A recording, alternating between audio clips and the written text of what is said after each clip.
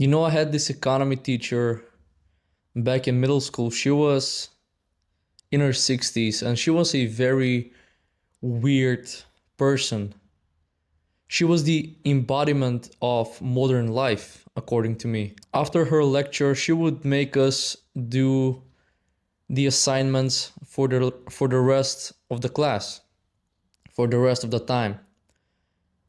And she would really like force us to do this shit, and those were like some lame economic and math problems that you had to solve. And she would check how everybody does. She would answer questions and whatnot, but it was very lame. It was very robotic. Like, when I was going to her class, I really just wanted to die because I knew exactly what was coming up. There was zero excitement. Everything was planned.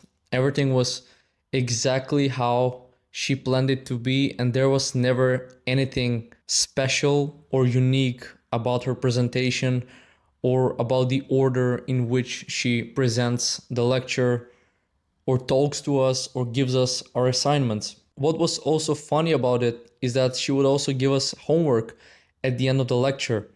And if you were fast enough with the assignments for the class, you could also start doing your homework. At least that is what you would think, because sure, you have some time left on your hands during the class. Why not just hop on the homework and ease yourself and do some extra work so that you have more free time when you're out of this bullshit school for the day. Well, if she saw you that you were doing the homework assignments during the class, after you did what she told you to do, the original assignment for the class, she would get very angry with you because she would say, "No, you cannot do it. You have to do this at home. This is not meant to be done here." And I was always so astonished by it. I felt this weird anger, this weird almost hatred towards her.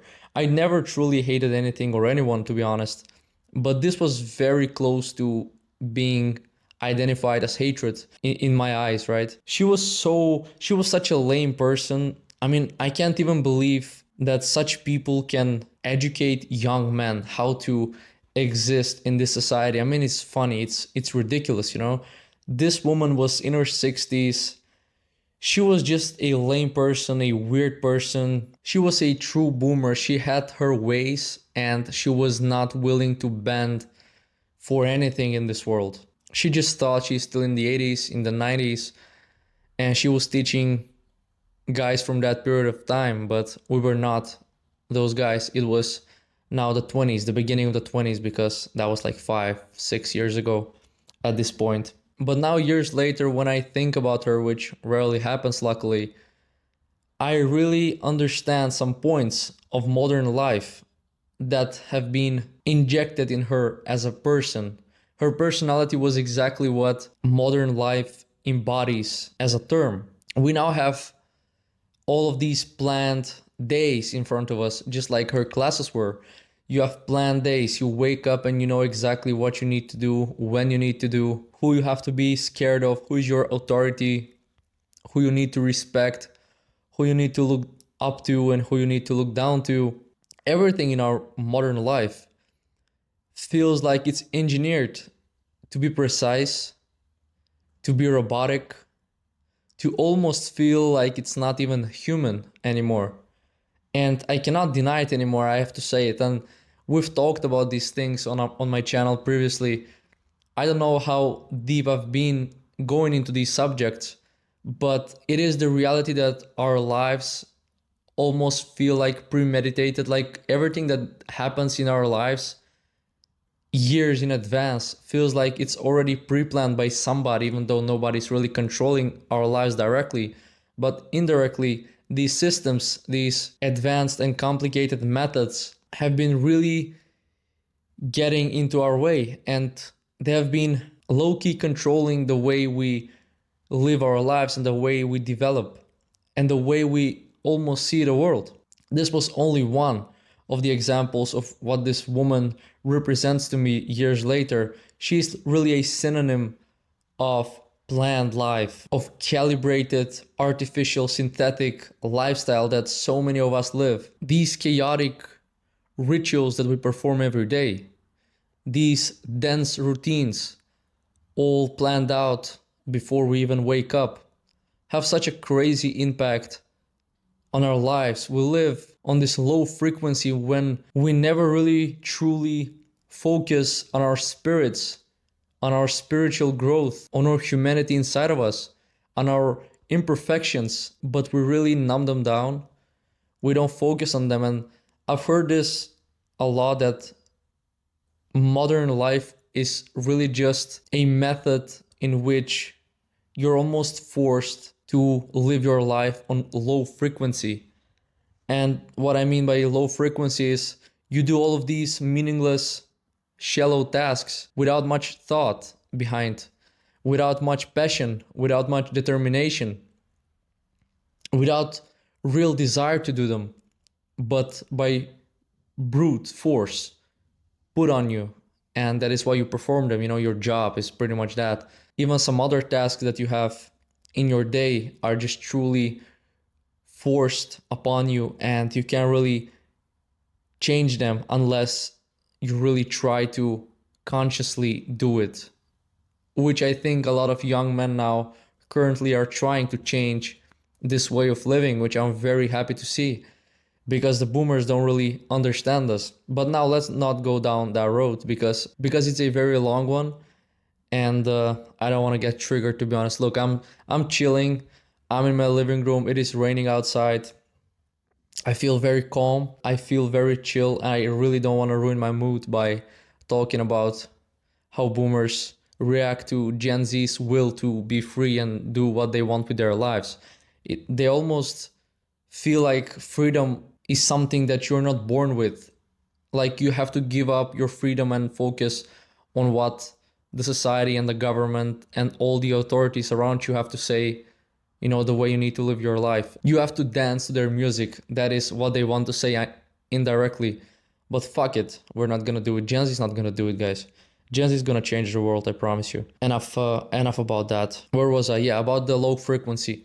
When you live on low frequency, you can't really embrace your spirit. You can't really embrace your body, your true needs, your desires, your passions, your hobbies, your interests. It is all suppressed by constant work, constant production, constant motivation and discipline, and ways of living, and science, and biohacking, and supplements, and all of these bullshit things. It is unreal how much our high frequency has been suppressed. And this is how we are meant to live. We kind of have to shift between low and high frequency, but I believe the great things, the great art, the great poetry, the great ideas happen when you are living your life on high frequency.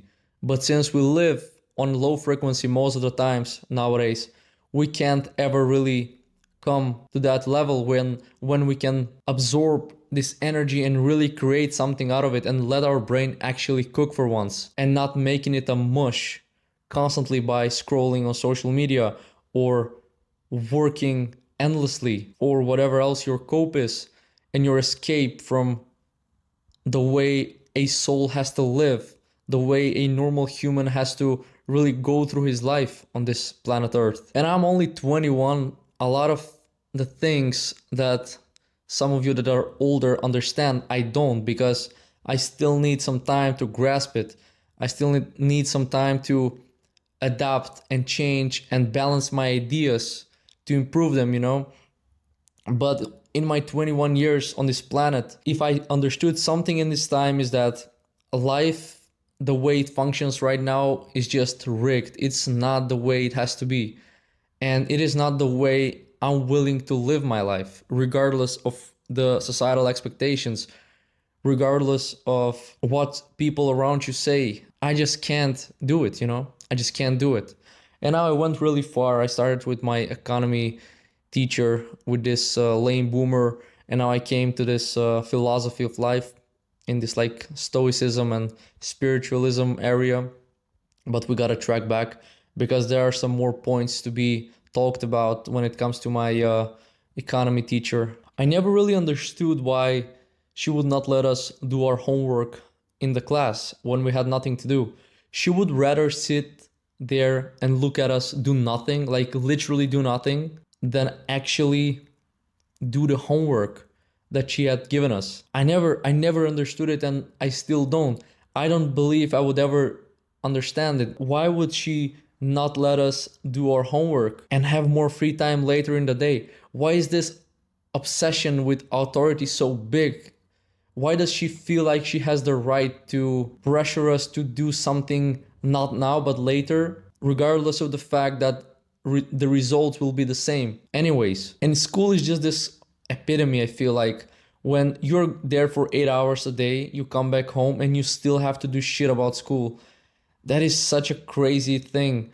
You know, now when I'm working at my job, like, at least I know after I'm done with this soul sucking shit, I can go home and I have this portion of the day when I don't have to think, I don't have to connect with anything that is associated with work. I know I'm home and I know that the working day is done and I don't have to think, associate, connect anything with work. I don't have to do anything that has to do with my job. At least that is the benefit of working a 9 to 5, because you at least can be done with the job once you're out of there. You don't have to think about it anymore. With school, it's different. When you're at school, you get homework and you have to do it later that same day, most likely. You spend like 9 to 10 hours a day doing this indoctrinating, brainwashing shit. You spend most of your days, most of your hours actually doing this bullshit. That is why young guys, when the summer came around